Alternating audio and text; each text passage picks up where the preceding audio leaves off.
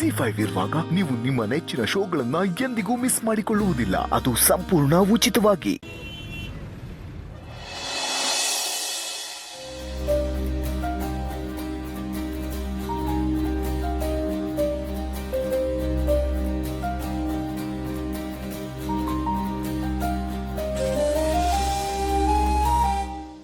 ಏನೋ ರಾಯರು ಭಾರಿ ಖುಷಿಯಾಗಿದ್ದಾರೆ. ತಾತ, ನಾನು ಮಾತಾಡುವಾಗೆಲ್ಲ ಮಗು ನನ್ನನ್ನೇ ನೋಡ್ತಿರುತ್ತೆ. ಅಲ್ಲ, ನಾನು ಮಾತಾಡಿದ ಮಗುಗೇನಾರು ಅರ್ಥ ಆಗುತ್ತಾ ತಾತ? ಹೌದೌದು, ಅರ್ಥ ಆಗಿರುತ್ತೆ.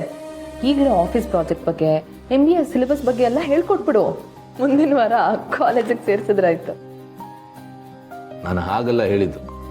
ಮಗು ಹೊಟ್ಟೆಲಿರ್ಬೇಕಾದ್ರೆ ತಾಯಿಯಡ ಮಾತುಗಳು ಅರ್ಥ ಆಗುತ್ತೆ ಅಂತ ಕೇಳಿದ್ದೀನಿ. ಶ್ರೀಕೃಷ್ಣ ಹೇಳಿದ್ದನ್ನ ಅಭಿಮನ್ಯು ಕೇಳಿಸ್ಕೊಂಡು ಅರ್ಥ ಮಾಡ್ಕೊಂಡಿದ್ದಾನೆ ಅಂತಲೂ ಕೇಳಿದ್ದೀನಿ. ಅಂಥದ್ರಲ್ಲಿ ನಾನಾಡೋ ಮಾತುಗಳು ಮಗು ಅರ್ಥ ಆಗದೆ ಇರುತ್ತಾ? ನನ್ನ ಮಾತು ಕೇಳಿ ನಗುತ್ತೆ, ನನ್ನನ್ನೇ ದುರ್ಗುಡ್ಕೊಂಡು ನೋಡುತ್ತೆ.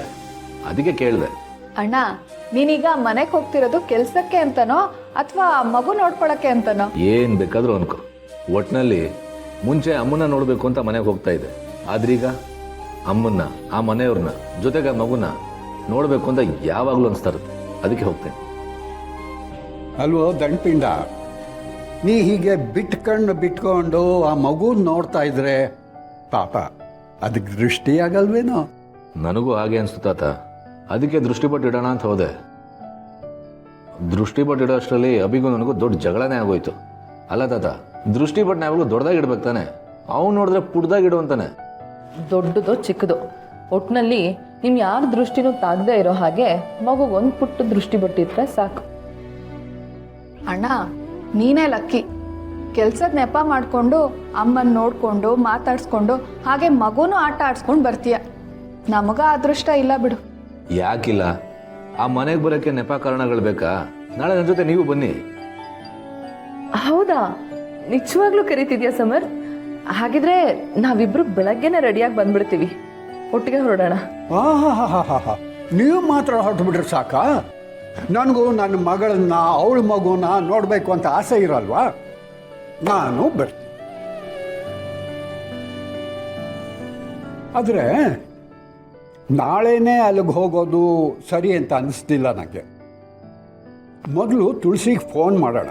ಅವಳಿಗೆ ಮಗುವಿಗೆ ಏನೇನು ಬೇಕೋ ಕೇಳೋಣ. ಅದನ್ನೆಲ್ಲ ತಗೊಂಡು ಇನ್ನೊಂದು ದಿವಸ ಅವ್ರ ಮನೆಗೆ ಹೋಗೋಣ. ಕರೆಕ್ಟ್ ತಾತ. ಪಾಪುಗೆ ಅಮ್ಮಂಗೆ ಏನೇನ್ ಬೇಕೋ ನಾಳೆನೆ ಹೋಗಿ ಎಲ್ಲ ಶಾಪಿಂಗ್ ಮಾಡೋಣ. ನಾಡಿದ್ದು ಅಲ್ಲಿಗೆ ಹೋಗೋಣ.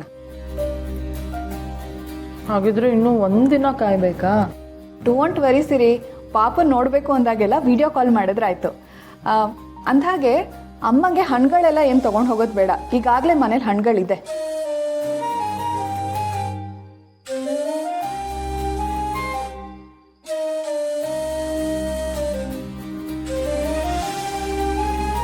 ಸಿರಿ, ನಾವು ಮನೆಯಿಂದ ಹೋಗ್ಬೇಕಾದ್ರೆ ಈ ತಟ್ಟೆ ತುಂಬ ಹಣ್ಣುಗಳಿತ್ತಲ್ವಾ?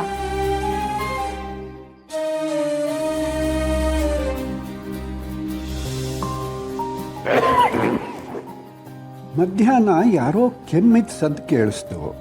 ಈಗ ಸಂಧ್ಯಾ ಹೇಳೋ ಹಾಗೆ ಟೇಬಲ್ ಮೇಲೆ ಹಣ್ಣುಗಳು ಕಾಣಿಸ್ತಿಲ್ಲ. ಟೇಬಲ್ ಮೇಲೆ ಇದ್ದಿದ್ದನ್ನು ಹೇಗೆ ಮಾಯಾಗಕ್ಕೆ ಸಾಧ್ಯ? ನೀವ್ಯಾರಾದ್ರೂ ತಿಂದಿರ್ತೀರ, ಅದನ್ನ ಮರ್ತಿರ್ತೀರಾ? ಬಂದ್ಬಿಡು. ನೀನೊಬ್ಬ ಕಮ್ಮಿ ಇದ್ದೆ ನೋಡು. ತಿಂದ್ಮೇಲೆ ತಲೆ ಮರಿಬೋದು, ಆದ್ರೆ ಹೊಟ್ಟೆ ಹೇಗ್ ಮರಿಯತ್ತೆ?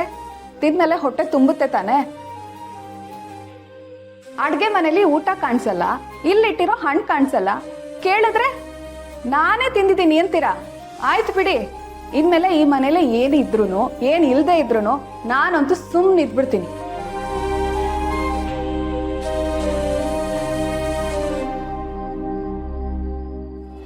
ಜಿ5 ಆಪ್ ಡೌನ್ಲೋಡ್ ಮಾಡಿ ಎಲ್ಲಾ ಸಂಚಿಕೆಗಳನ್ನು ಸಂಪೂರ್ಣ ಉಚಿತವಾಗಿ ನೋಡಿ.